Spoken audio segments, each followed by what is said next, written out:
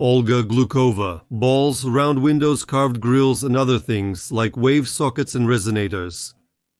A short preamble to the article. I'll explain why I titled the article this way. Carved grills, sockets, resonators, because the word res and ros are closely related, according to Dragunkin. He considers the root of the word to be the consonants, and the consonants can alternate z, s, sh.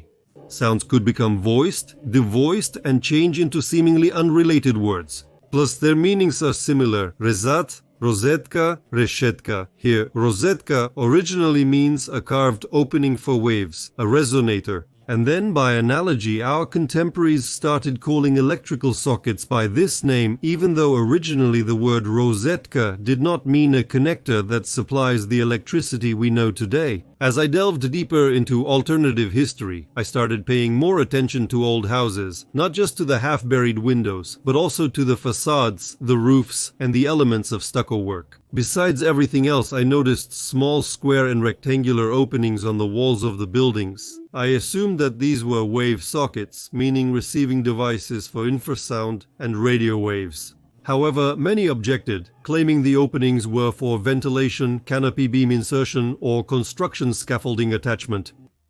I put the topic aside for a while to observe more. Now there's more information, and I want to share it. Here's what supply ventilation looks like in modern buildings. In these houses, it's installed above the top floors to make the draft stronger. But in old buildings, such openings can be found on different floors and on any side, without any apparent logic. The whole wall might be covered with these openings, or there might be just a few of them, and they can be on different floors. We're more interested not in the holes that go all the way through into shafts, but in those where only the outer part of the brick has been removed. Sometimes you can find decorative grills on the openings. It turned out that such openings can be found in ordinary houses as well as in towers and cathedrals all over the world. A photo from Greece, ancient masonry. The purpose of round windows on houses and other buildings is also not entirely clear. They are often located on the roof on a structure typical for old houses. These round windows can be open, tightly bricked up, or covered with a carved lattice. Perhaps all these openings served a single function. If we assume that these are all wave rosettes, how did they receive energy?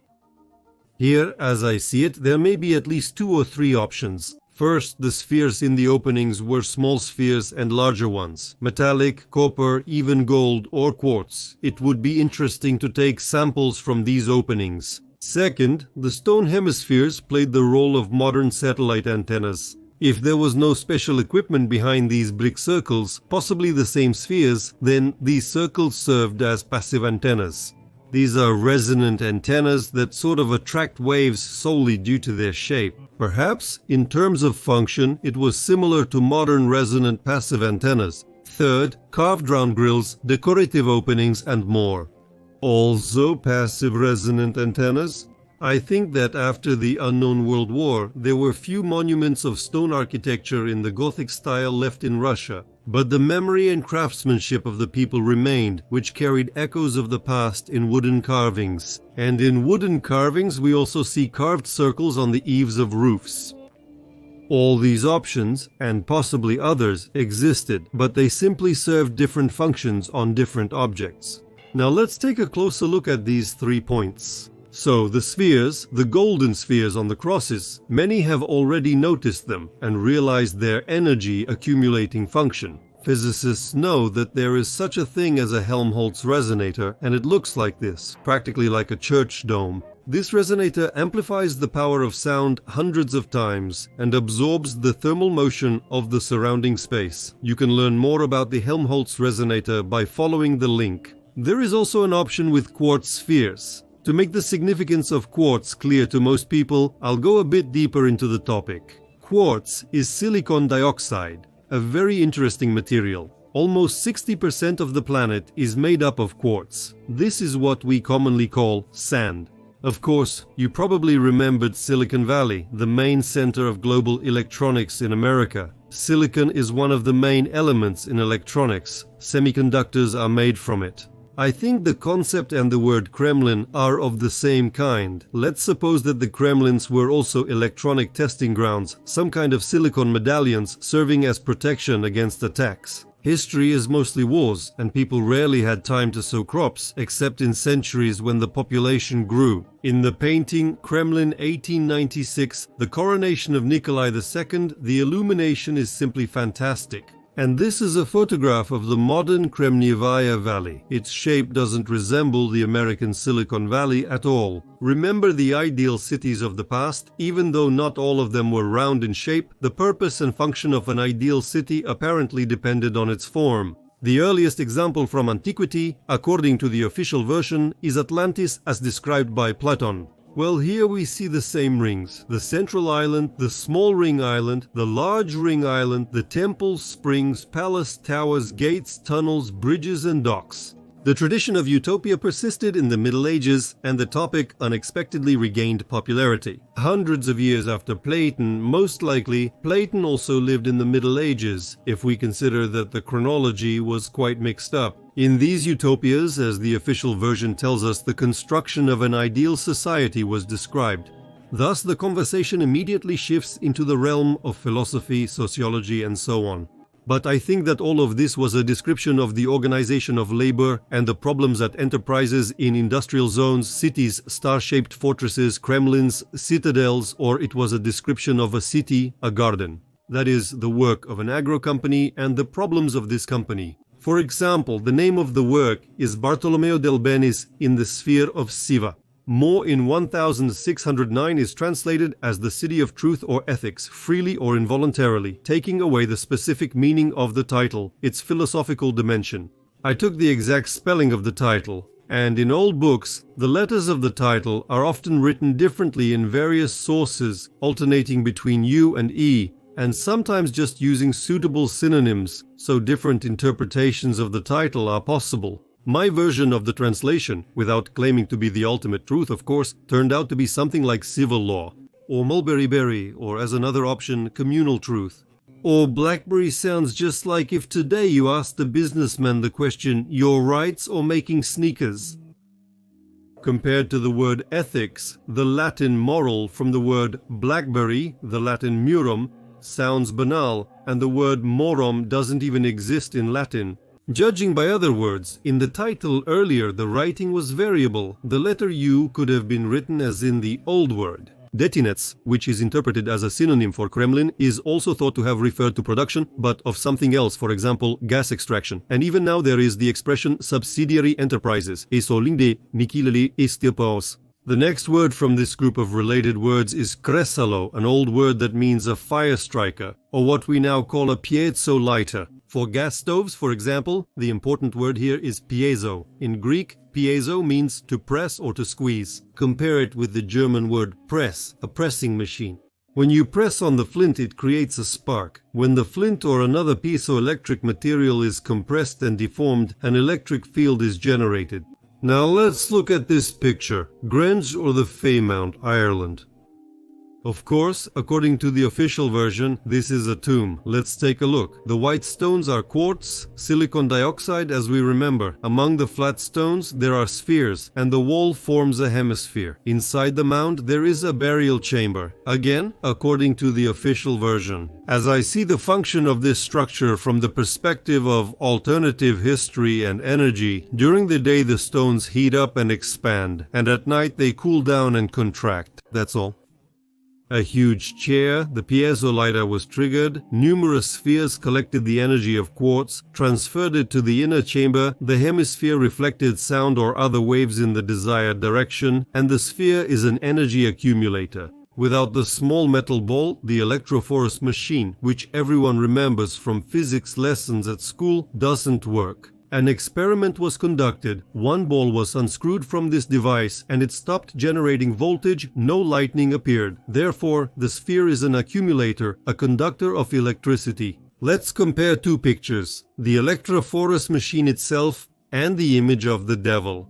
I believe that this image of the devil above the circle with glowing plasma spheres is an artistic interpretation of the electrophorus machine or a similar device. Just as it's now fashionable to depict city buildings as faces, even a small linguistic analysis will reveal a connection between seemingly distant objects, the lighthouse on the island of Pharos, lighthouses, machines, electrophorus machines, and Lucifer. This name is considered to be the name of Satan, but the name Lucifer was artificially attributed to the devil later than all the other names.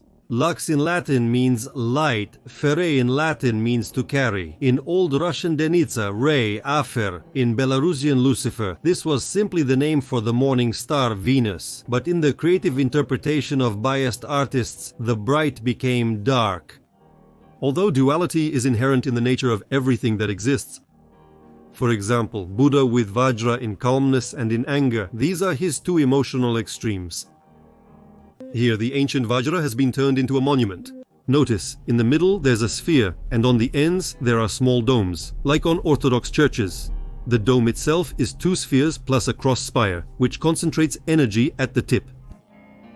This drawing illustrates my theory about interplanetary connections in the past. The idea is this. If our planet is 60% quartz and it rotates, plus it's spherical, it automatically becomes a piezoelectric. There is a church with two spheres on our planet. Opposite it, there should be another pair like in an electrophorus machine.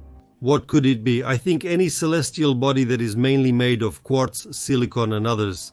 The role of the second sphere for energy from space is played by the upper layers of our Earth's atmosphere, where energy waves are delayed, filtered, and concentrated. This is manifested in the phenomenon of the northern lights, dry lightning, and so on. These upper layers allow us to draw energy not from any specific cosmic body, but from the combined cosmic energy, which is very convenient since the Earth and the planets rotate and it is impossible to always face each other with the same side. Tesla used this layer in his experiments. Our planet plays a dual role. On one hand, it acts as a lightning rod, a grounder, and on the other hand, the Earth has a constant natural radiation background, that is, energy radiation produced by magma. Perhaps this duality makes it possible for the cycle of energy to exist between the Earth and other planets. Before the earthly catastrophe occurred, which changed many physical parameters, the domes of churches used to receive the energy of the planets. Perhaps it was something similar to the divine descending fire in Jerusalem. To say it in Russian, I am Rus, Svet Al, divine light, and Jerusalem has a role in this. Switches, circuit breakers of churches, power stations could have been set to a timer. We now pronounce this word as chapel. It was often built on the site of a future church or between two closely located churches. According to Vitaly Sandakov, chasovna means 9 o'clock in the morning. What other spherical objects are mentioned in this context? A radioacoustic probe in Dubna for controlling spacecraft. During the Union of Soviet Socialist Republics, they were used extensively. You can read more about how young people study this field by following the link here. This probe has an opening like this at the top. Compare the probe and the dome in Rome, they look very similar. Maybe this round opening is not a window for sunlight, but an element of an installation from the past, for example, for space communication, which later forgetful descendants called a cathedral. Cathedral, what does it collect? A sphere with a copper coating, 3 meters in diameter, is located in the Kunstkamera. According to the official version, Piotr brought it from overseas. Supposedly, it was a planetarium. Although the Kunstkamera is quite a rotunda dome structure and not just a storage place for oddities, ancient knowledge was adapted for it. A model of the Kunstkamera, the blue sphere is supposedly a planetarium. Such huge spheres could have been placed in the passages between the dome rotunda part of a church and the bell towers. An old church in the Kolesinski district. According to the laws of physics, our two eyes, head and heart, are spherical organs that accumulate energy. The eyes shine, the head hums, the heart is a fiery engine. Our eyes not only perceive light, they also emit it. The light of the universe, as it is said in the Bible, is the light of man, that is, the light that comes from man. Now it is possible to record the glow that comes from a person, the so-called aura. In the movie The Matrix, it is no coincidence that the fact of energy emanating from a person as the only source of universal energy is taken as the basis of the script. Here we come to a very interesting topic of torsion vortex fields. A vortex is a circular motion of a spherical shape. I'm sure that these fields were well known to our ancestors and were used by them. Well, of course, the Earth, planets and stars are also spheres, although there is a theory that as a result of relentless exploitation of natural resources, the Earth's sphere has deflated and turned into something shapeless. Perhaps this is one of the reasons why dome-shaped and spherical installations work with fewer capabilities than before. Some claim the Earth is not a sphere but a geoid. We have considered the first option if there were spheres in the openings of old buildings, as well as the sphere in general as an element of energy equipment from the past. Let's move on to the topic of hemispheres and again observe old houses. Old houses often have decorations, as official historians say, in the form of a circle. The circle can be open or it can be filled in with bricks. And before, I used to be puzzled when I looked at the structures on the roofs of old buildings. Their construction was too complex and well thought out. There was clearly more logic to it than just a window in the attic. Or maybe that's just how they built things back then. Maybe it was fashionable. Let's try to compare these circles with our satellite dishes. That is, these circles could have been audio-video receivers. You often see this kind of composition. 2 arched windows with a circle tightly above them, sometimes 3 arched windows. Compare it to our modern electrical outlet, a body with 2 contacts fitting into it, or 3 if it's a European outlet. Here we come to another topic for further research. Why are ordinary gates and even triumphal arches often built according to the same principle? The central arch is higher and there are 2 lower ones on the sides. About how it was fashionable, and quite a lot has already been written about the golden ratio. Let's look at it from a different point of view. Or let's add new conclusions to the ones we already know. Were such gates passive waveguide sockets because of their shape? Carved round grills and other shapes. Very often in old architecture you can find a very beautiful element, a carved round grill. Perhaps the carved grill became quite independent and played the same role as a passive antenna. Or maybe these grills were later additions, and in their place there used to be the same spheres, either small or huge. Let's take for example Notre Dame de Paris, a carved round grill, the pride of Notre Dame and the decoration of many cathedrals, called a rose window in architecture, and again a rose window. No, what kind of analogies are these? The official historians will exclaim. They are comparing the finest architectural carving to some kind of banality. Well, yes, we remember that according to official history the word rosette comes from rose, but another version comes to light. Rasetka and energoset come from water. In the word rasetka, perhaps what was meant were underground tunnels with water that conducted infrasound, radio waves, Alphen waves, or maybe some other kinds of waves that we still have no idea about. What other forms did I mean? Compare the battlements of the Moscow Kremlin and other castles. They are called swallowtail with projections on Gothic spires and modern antennas. Most likely these devices have similar functions, although I would call these elements not a swallowtail but a snake's tongue. It's much more accurate if we assume that these devices transmit information. There's a lot of room here for philosophical reflection. What is a word? Who invented words? Who are we trying to catch? Or there's a saying, words were invented to hide the essence. Although the Bible says, in the beginning was the Word, a wise woman, Anastasia clarified. In the beginning was the thought, the dream of the Creator, the image. Perhaps this is one of the serious substitutions in the Bible. As a passive antenna, the conductor of the resonator can also be represented in a more complex form, which is present, for example, in Gothic cathedrals. Let's conventionally call it a 4-leaf shape. Its ends are rounded. Equilateral cross-shaped forms have been found everywhere since ancient times. They often include images of circles and spheres. Here are ancient Russian pectoral crosses, and here is a Celtic cross. Compare them with one of the forms of transformation of ether and nano-world energy into real energy. Such an idea might seem strange to you, but similar cross-shaped resonators were clearly not placed on graves by accident. And it's not for nothing that there are special days of remembrance for the deceased, when relatives come to the graves and not only tidy up, but also communicate with the souls of the departed. Perhaps equilateral crosses with circles and spheres served as a means of connection with the subtle world, with the souls of those who have left the material plane.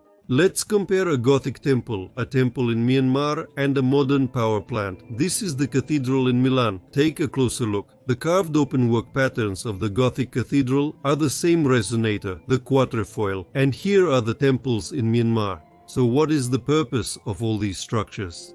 In the Cathedral of Myanmar, rows of rectangular openings are clearly visible. I want to draw your attention to this. Now let's go back a little to the paired spheres. A Russian ancient helmet fits this topic very well, but here, judge for yourself. Here is a helmet, here is another helmet, already shown in profile. Let's look at the finial, two helmets. It's clear that there was either a spire or a sphere here. I'll add a bit to the picture to make it clearer. Let's indicate that there was a sphere here, a large pink circle below. This is the head of the Kolu in a human, other physical parameters of the planet, as well as the former superhuman abilities of people. The brain worked at 100%, not like now, only at 10, which allowed them to receive and regulate waves. The helmet's body also helped, as well as such an energy amplifier. The second sphere could be on top, so it was like a mobile electrophorus machine. And whoever wore it was Lucifer the light bringer, as we've already discussed. Let's also pay attention to the patterned grille on the removable headphones. This is clearly a functional device for receiving sound and possibly for protecting from sound, just like modern headphones. But it's not the thickness and quality of the material that provides protection, it's the patterns and the shape of the RA grid openings. The function of a receiving and transmitting sound antenna could have been performed by a movable nozzle, or, as in modern antennas, the length of the extendable part could be adjusted.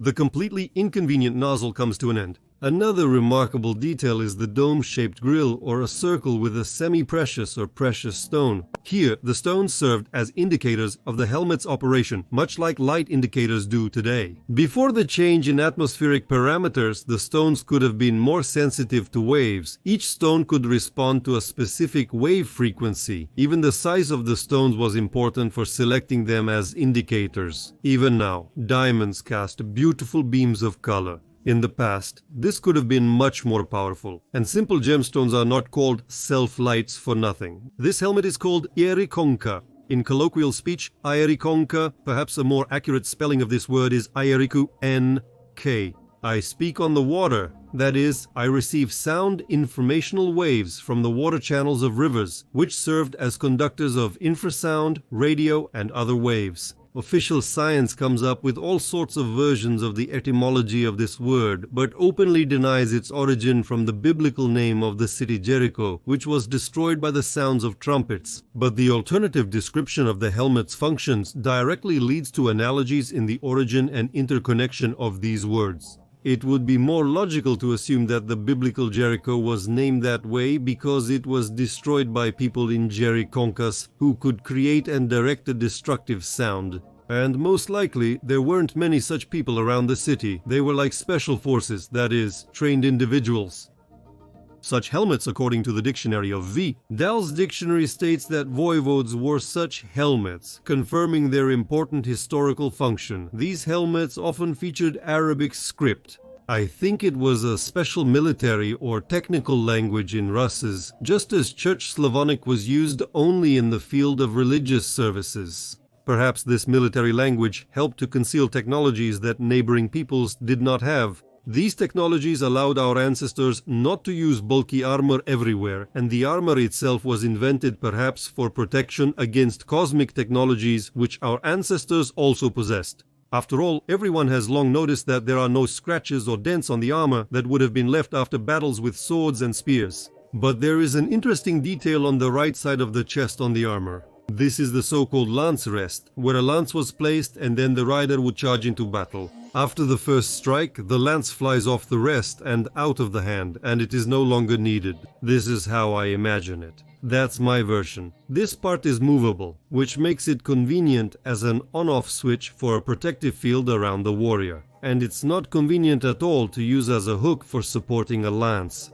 Perhaps it was a weapon for plasma combat at a distance. Compare an old helmet with modern helmets, the same ear covers, antenna indicators. The more elongated shape of old helmets was due to wireless reception of energy from sound waves.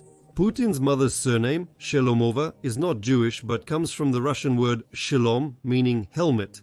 And let's joke a little more about our two Sharuk. There's a common phrase, "Puzati samovar," a pot-bellied samovar. I want tea, so I run to the samovar, but the pot-bellied one ran away from me, away from the fire. And if you put a small teapot on top, we see the same sharak again. It turns into a kind of microwave, the samovar, meaning it boils itself. Samovars on pine cones may be fashionable now, in a later period. After the catastrophic invention, when the parameters of the atmosphere changed, other physical changes occurred and free wave energy ceased to exist. Instead of an afterword, that's how the topic of holes in old houses led me all the way to other planets.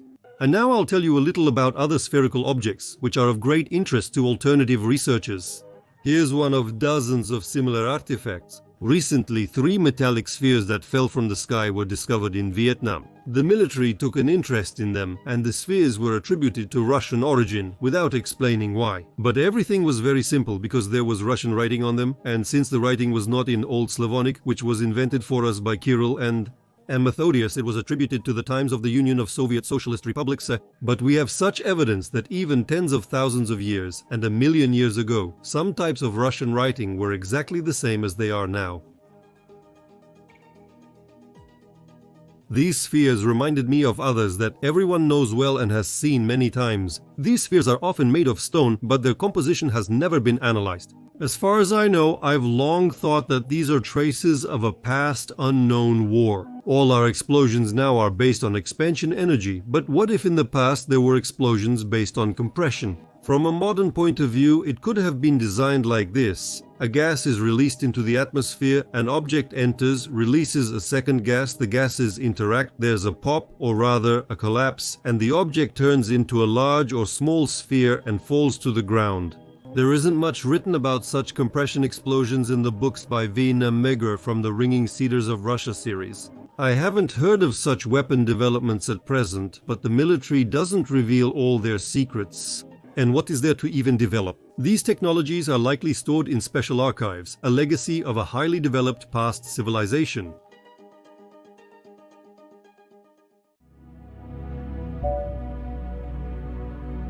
Subtitles created by